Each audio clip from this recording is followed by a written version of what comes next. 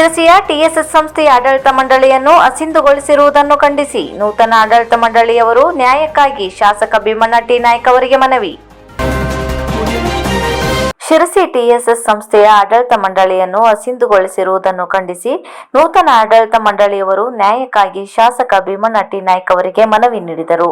ಮನವಿ ಸ್ವೀಕರಿಸಿ ಮಾತನಾಡಿದ ಶಾಸಕರು, ಈ ಬಗ್ಗೆ ಸರ್ಕಾರದ ಗಮನಕ್ಕೆ ತರುತ್ತೇನೆ ಮತ್ತು ಕೂಡಲೇ ಡಿಆರ್ ಇವರೊಂದಿಗೆ ಮಾತನಾಡುವುದಾಗಿ ಭರವಸೆ ನೀಡಿದರು. ನಮಗೆ ಜಡ್ಜ್ಮೆಂಟ್ ಕಾಪಿ ನಿನ್ನೇನು ಸಿಗಲಿಲ್ಲ. ಅಲ್ಲಿ ನಮ್ಮ ವಕೀಲರು ಇದ್ರು, ನಾವು ಇದ್ರು. ದಯವಿಟ್ಟು ನಿಮ್ಮ ಹತ್ರ ನಾವು ಮತ್ತೊಂದು ಮನವಿ ಮೌಖಿಕವಾಗಿ ಏನು ಕೊಡ್ತಾ ಇದ್ದಾರೆ ಕೇಳಿದ್ರೆ, ಡಿಆರ್ ಅವರು ಬರಬೇಕು, ನಮಗೆ ಅದರದ್ದು ಕಾಪಿಯನ್ನು ಕೊಡಬೇಕು, ಇದನ್ನ ಯಾಕೆ ಹೀಗಾಯ್ತು ಅನ್ನುವಂಥದ್ದು ಅವರು ವಿವರ ಕೊಡಬೇಕು.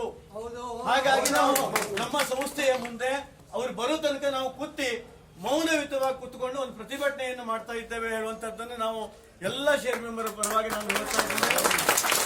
ಇದು ಬೆಳವಣಿಗೆ ಯಾವ ವರ್ಷದಲ್ಲೂ ಆಗದೆ ಹೋದಂತಹ ಇಂತಹ ಒಂದು ಬೆಳವಣಿಗೆಗಳು ಈಗ ಆಗ್ಲಿಕ್ಕೆ ಕಾರಣ ಏನು ಮಾಡುವಂತದ್ದನ್ನು ಸಹಿತವಾಗಿ ನಾವು ತಿಳ್ಕೊಂಡಿದ್ದೇನು ಕೇಳಿದ್ರೆ, ನಾವು ಅವ್ರ ಮೇಲೆ ಕ್ರಿಮಿನಲ್ ಕೇಸ್ ಹಾಕಿದ್ದೇವೆ. ಇವತ್ತು 5 ಕೇಸ್ಗಳು ನಡೀತಾ ಇದೆ. ಇನ್ನೊಂದು ಕೇಸು ಇನ್ನು ಫೈಲ್ ಆಗಿಲ್ಲ. ಏನೋ ಇವತ್ತು ಬರ್ರಿ ನಾಳೆ ಬರ್ರಿ ಅಂತ ಹೇಳ್ತಾ ಇದ್ದಾರೆ. ಇರ್ಬೋದು, ನಾಳೆ ನಾಡ್ದು ತಗೊಳ್ಬಹುದು. ಹಣ ದೋಚುವ ಒಂದು ವ್ಯವಸ್ಥಿತವಾದಂತಹ ಸಂಚಿಗೆ ದಯವಿಟ್ಟು ನೀವು ಜನಪ್ರತಿನಿಧಿಗಳಾಗಿ ಇದಕ್ಕೆ ಅವರಿಗೆ ನಮಗಾಗಿ ಸ್ಪಂದಿಸಬೇಕು, ನಮ್ಮ ಷೇರು ಸದಸ್ಯರಿಗಾಗಿ ಸ್ಪಂದಿಸಬೇಕು, ನಮ್ಮ ನಾನು ಸಂಬಂಧಪಟ್ಟ ಮಂತ್ರಿಗಳ ಗಮನಕ್ಕೆ ತರಕ್ಕೆ ಬಯಸ್ತೇನೆ. ಆದರೆ ಇಲ್ಲಿ ಯಾಕೆ ಹೀಗಾಯಿತು ಏನು ಅನ್ನೋಂಥದ್ದು ಸರಿಯಾದ ಮಾಹಿತಿ ನನಗಿಲ್ಲ. ಅಧ್ಯಕ್ಷರು ಒಂದು ಪುಟದ ಒಂದು ಮಾಹಿತಿಯನ್ನು ನನಗೆ ಕೊಟ್ಟಿದ್ದಾರೆ, ವರದಿಯನ್ನು ನನಗೆ ಕೊಟ್ಟಿದ್ದಾರೆ. ಇದು ಡಿಆರ್ ಅವು ಯಾವ ರೀತಿಯ ಅಧಿಕಾರದ ವ್ಯಾಪ್ತಿಯಲ್ಲಿ ನೇಮಕಾತಿ ಮಾಡಿದರು ಅಥವಾ ಅವರ ಕೋರ್ಟಲ್ಲಿ ಯಾವ ರೀತಿಯ ಕೇಸನ್ನು ನೀವು ಯಾವ ರೀತಿ ಹಾಕಿದ್ರಿ, ಅವರು ಯಾವ ರೀತಿ ಹಾಕಿದ್ರಿ ಅನ್ನೋದು ನನಗೆ ಯಾವುದೂ ಮಾಹಿತಿ ನನಗಿಲ್ಲ. TSSನ ಸದಸ್ಯರು ಕೂಡ ನಾನು ಹೇಳ್ತೇನೆ. ನಾನು TSS ಒಂದೇ ಅನ್ನೋಂಥದ್ದಲ್ಲ.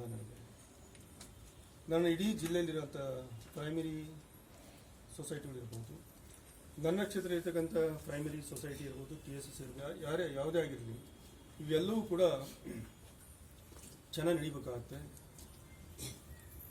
ನನ್ನ ಫ್ಯಾಮಿಲಿ ಒಟ್ಟಿಗೆ ನಾನು ಪ್ರವಾಸದಲ್ಲಿದ್ದೆ. ನಾನು ತಡರಾತ್ರಿ ನಾನು ಬಂದು ಮನವಿನ ಕೊಟ್ಟಿದ್ದೀನಿ. ನಾನು ಡಿಆರ್ ಹತ್ರ ನಾನು ಮಾತಾಡ್ತೀನಿ.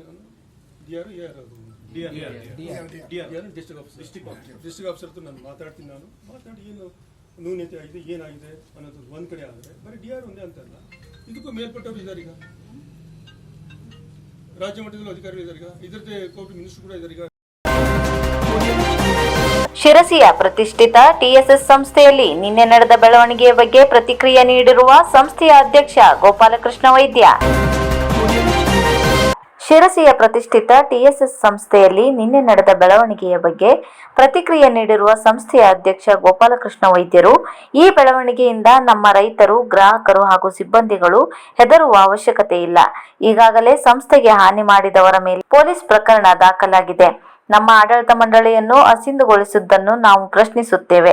ಒಂದು ವೇಳೆ ಚುನಾವಣೆ ನಡೆದರೆ ಅದನ್ನು ಎದುರಿಸಲು ನಾವು ಸಿದ್ಧರಿದ್ದೇವೆ. ಈ ಬಗ್ಗೆ ಯಾವುದೇ ಅನುಮಾನ ಬೇಡ ಎಂದು ಟಿಎಸ್ಎಸ್ನಲ್ಲಿ ಹೇಳಿಕೆ ನೀಡಿದ್ದಾರೆ. ಈ ಸಂದರ್ಭದಲ್ಲಿ ಆಡಳಿತ ಮಂಡಳಿಯ ಸದಸ್ಯರು ಹಾಜರಿದ್ದರು. ಒಂದು ಅಪೀಲ್ ಅನ್ನು ಮಾಡಿದ್ರು, ನಮ್ಮ ಮೇಲೆ ಕೇಸ್ಗಳನ್ನು ಮಾಡಿದ್ರು. ನಮ್ಮ ಮೇಲೆ ಹೇಳೋದಕ್ಕಿಂತ ಚುನಾವಣೆ ಒಂದು ಸರಿಯಾದ ಕ್ರಮದಲ್ಲಿ ನಡೀಲಿಲ್ಲ ಹೇಳುವಂಥದ್ದನ್ನು ಮಾಡಿದ್ರು. ಅದು ನಿನ್ನೆಗೆ ತೀರ್ಪು ಬಂದಿದೆ. ತೀರ್ಪು ಹೇಗೆ ಕೊಟ್ಟಿದ್ದಾರೆ ಕೇಳಿದ್ರೆ, ನಮ್ಮ ವಿರುದ್ಧವಾಗಿ ತೀರ್ಪನ್ನು ಕೊಟ್ಟಿದ್ದಾರೆ. ಆದರೆ ಹಳೆಯ ಆಡಳಿತ ಮಂಡಳಿ ಇರುವಾಗ ಈ ಚುನಾವಣೆಯನ್ನು ನಡೆಸಿದ್ದು, ಈ ಚುನಾವಣೆಗೆ ಸಂಬಂಧಪಟ್ಟು ನೋಟಿಸನ್ನು ಕೊಡುವಂಥವರು ಆ ಹಳೆಯ ಆಡಳಿತ ಮಂಡಳಿಯಲ್ಲಿ ಆಗಿತ್ತು. 195 ದಿವಸಕ್ಕಿಂತ ಮುಂಚೆ ಎಲ್ಲ ಮೆಂಬರಿಗೆ ನೋಟಿಸ್ ಕೊಡಬೇಕು, ಅದು ಕೊಡಲಿಲ್ಲ ಹೇಳುವಂಥದ್ದು ಕೆಲವೊಂದು ಇದನ್ನು ನನಗೆ ತಿಳಿದು ಬಂತು. ಆದರೆ ಇವತ್ತು ಜಡ್ಜ್ಮೆಂಟ್ ಕಾಪಿ ನಮ್ಮ ಕಡೆ ಇಲ್ಲ. ಕಾರಣ ನಿನ್ನೆ ಅಲ್ಲಿ ಕಾರವಾರದೊಳಗೆ ಡಿಆರ್ ಆಫೀಸ್ ಒಳಗೆ ಜಡ್ಜ್ಮೆಂಟ್ ಆಗ್ಬೇಕಾಗಿತ್ತು, ಓಪನ್ ಹಾಲ್ ಅಲ್ಲಿ ಓಪನ್ ಕೋರ್ಟ್ ಅಲ್ಲಿ ಆಗ್ಬೇಕಾಗಿತ್ತು. ನಮ್ಮ ವಕೀಲರು ಸಹಿತವಾಗಿ ಅಲ್ಲಿ ಹೋಗಿ ಅಲ್ಲೇ ಮೆಟ್ಲ ತನಕ ಹೋಗಿ ಎಲ್ಲ ನೋಡ್ಕೊಂಡು ಒಳಗೆ ಎಂಟ್ರಿ ಆಗಲಿಲ್ಲ. ಕಾರಣ ಅಂದ್ರೆ ಅವರು DR ಅವರು ಇಲ್ಲ ಇವತ್ತು ಹೇಳ್ಕೊಂಡಿದ್ರು. ಆ ಕಾರಣಕ್ಕಾಗಿ ಅವರು ಅಲ್ಲಿಂದ ವಾಪಸ್ ಬಂದಿದ್ದಾರೆ. ಆದರೆ ಅಲ್ಲಿ ಓಪನ್ ಹಾಲ್ ಅಲ್ಲಿ ಅಥವಾ ಓಪನ್ ಕೋರ್ಟ್ ಅಲ್ಲಿ ಜಡ್ಜ್ಮೆಂಟ್ ಆಗಲಿಲ್ಲ. ಎಲ್ಲೋ ಹಾದಿಲ್ಲಿ ಎಲ್ಲೋ ಯಾರ್ದೋ ಒಂದು ರೂಮ್ ಒಳಗೆ ಜಡ್ಜ್ಮೆಂಟ್ ಬರ್ದಂಗೆ ಕಾಣ್ತಾ ಇದೆ ನಮಗೆ. ಹಾಗಾಗಿ ಯಾರು ನಮ್ಮ ಸದಸ್ಯರು, ನಮ್ಮ ಗ್ರಾಹಕರು, TSSನ ಅಭಿಮಾನಿಗಳು ಯಾರು ಧೃತಿಗೆಡುವಂಥದ್ದಿಲ್ಲ. 6 ತಿಂಗಳಲ್ಲಿ ಚುನಾವಣೆ ನಡೆಸಬೇಕು ಅಂತ ಹೇಳಿದ್ದಾರೆ. ನಡೀಲಿ, ನಾವು ಮುಂದಿನ ಕ್ರಮವನ್ನ ನಮ್ಮ ಲೀಗಲ್ ಅಡ್ವೈಸರ್ ಹತ್ರ ತಗೊಳ್ತೇವೆ. ಇದಕ್ಕೆ ಏನ್ ಮಾಡ್ಲಿಕ್ಕೆ ಬರ್ತದೆ ಹೇಳುವಂಥದ್ದನ್ನ ತಗೊಳ್ತೇವೆ. ಒಳ್ಳೆಯ ರೀತಿಯೊಳಗೆ ಮಾಡ್ಲಿಕ್ಕೆ ಬಂದ್ರೆ ಮಾತ್ರ ಹೋಗ್ತೇವೆ. ಸದಸ್ಯರ ಮೇಲೆ ಯಾವ್ದಾದ್ರು ಪರಿಣಾಮ ಬೀಳುತ್ತದೆ ಹೇಳೋದು ನಾವು ಹೋಗುದಿಲ್ಲ. ಸೀದಾ ನಾವು ಚುನಾವಣೆಗೆ ಹೋಗ್ತೇವೆ ಮತ್ತೆ. ಹಾಗಾಗಿ ಇದಕ್ಕೆಲ್ಲ ನಿಮ್ಮ ಬೆಂಬಲವನ್ನು ನಾವು ಕೋರ್ತಾ ಇದ್ದೇವೆ. ಮತ್ತು ದಯವಿಟ್ಟು ನಮ್ಮ ಸದಸ್ಯರಲ್ಲಿ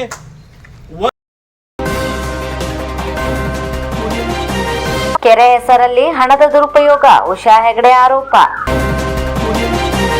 ಇಸಳೂರು ಗ್ರಾಮ ಪಂಚಾಯಿತಿ ಸರ್ವೆ ನಂಬರ್ 41ರ ಹೊಡಸಲಮನೆ ಗ್ರಾಮ ವ್ಯಾಪ್ತಿಯಲ್ಲಿ ಬರುವ ಅರಣ್ಯ ಇಲಾಖೆಯ ಕೆರೆಯ ಹೆಸರನ್ನು ಬಳಸಿಕೊಂಡು ಜಿಲ್ಲಾ ಪಂಚಾಯತ್ 2702 ಯೋಜನೆ ಅಡಿಯಲ್ಲಿ ಕೆರೆ ಪುನಶ್ಚೇತನ ಕಾಮಗಾರಿ ಕ್ರಿಯಾ ಯೋಜನೆ ಮಾಡಿಕೊಂಡು ಸರ್ಕಾರಿ ಹಣವನ್ನು ದುರುಪಯೋಗ ಮಾಡಲಾಗಿದೆ ಎಂದು ಬಿಜೆಪಿ ಗ್ರಾಮೀಣ ಘಟಕದ ತಾಲೂಕಾ ಅಧ್ಯಕ್ಷೆ ಉಷಾ ಹೆಗಡೆ ಆರೋಪಿಸಿದ್ದಾರೆ. ಕಾಮಗಾರಿಯನ್ನು ಪೂರ್ಣಗೊಳಿಸದೆ 4 ಲಕ್ಷ ಹಣವನ್ನು ಈಗಾಗಲೇ ಗುತ್ತಿಗೆದಾರರ ಖಾತೆಗೆ ಹಣ ಜಮಾವಣೆಯಾಗಿದ್ದು, ಆದರೆ ಸ್ಥಳದಲ್ಲಿ ಕಾಮಗಾರಿ ಪೂರ್ಣಗೊಂಡಿಲ್ಲ. ಕಾಮಗಾರಿಯ ಕುರಿತು ಯಾವುದೇ ನಾಮಫಲಕ ಹಾಗೂ ಮಾಹಿತಿ ಕೂಡ ಲಭ್ಯವಿಲ್ಲ. ನೀರಿಗೆ ಬರಗಾಲ ಇರುವ ಈ ಸಮಯದಲ್ಲಿ ಜಿಲ್ಲಾ ಪಂಚಾಯತ್ ವ್ಯಾಪ್ತಿಯಲ್ಲಿ 200ಕ್ಕೂ ಹೆಚ್ಚಿನ ಕೆರೆಗಳು ಪುನಶ್ಚೇತನಗೊಳಿಸುವ ಅವಶ್ಯಕತೆ ಇದ್ದರೂ ಸಹ ಯಾವುದೋ ಮೂಲೆಯಲ್ಲಿರುವ ಕೆರೆ ಕಾಮಗಾರಿಯನ್ನು ಕೈಗೆತ್ತಿಕೊಳ್ಳುವ ಅವಶ್ಯಕತೆ ಇತ್ತೆ ಎಂದು ಈ ಬಗ್ಗೆ ಸಾರ್ವಜನಿಕರಲ್ಲಿ ವ್ಯಾಪಕ ಚರ್ಚೆಗೆ ಒಳಗಾಗುತ್ತಿದೆ. ಸಿದ್ದಾಪುರ ಕ್ಷೇತ್ರದ ಶಾಸಕರು ಇದಕ್ಕೆ ಸಂಬಂಧಪಟ್ಟ ಅಧಿಕಾರಿಗಳ ಜೊತೆ ಇದರ ಬಗ್ಗೆ ಚರ್ಚೆ ಮಾಡಲಿಲ್ಲವೇ? ಯಾರೋ ಒಬ್ಬರ ಅನುಕೂಲಕ್ಕಾಗಿ ಈ ಯೋಜನೆಯನ್ನು ಕೈಗೆತ್ತಿಕೊಂಡರೆ ಕಾಮಗಾರಿಯ ಬಗ್ಗೆ ಯಾವುದೇ ಮಾಹಿತಿ ಕೂಡ ನೀಡದೆ ಕಾಮಗಾರಿ ಕೂಡ ಮಾಡದೆ ಅದರ ಹಣವನ್ನು ಮಂಜೂರಾತಿ ಮಾಡಿಕೊಂಡಿರುವ ಗುತ್ತಿಗೆದಾರರಿಗೂ ಕಾರಣರಾದ ಅಧಿಕಾರಿಗಳಿಗೂ ಶಾಸಕರ ಬೆಂಬಲವಿದೆಯೇ ಎಂದು ಜನ ಪ್ರಶ್ನಿಸುತ್ತಿದ್ದಾರೆ ಎಂದು ತಿಳಿಸಿದ್ದಾರೆ. ರಸಪ್ರಶ್ನೆಯಲ್ಲಿ ಹಿಮಾಂಕ್ ಶ್ರೇಯಾ ಪ್ರಥಮ. ಕೃಷಿ ಜಯಂತಿಯ ಅಂಗವಾಗಿ ಸ್ವರ್ಣವಲ್ಲಿಯಲ್ಲಿ ರಸಪ್ರಶ್ನೆ ಕಾರ್ಯಕ್ರಮ.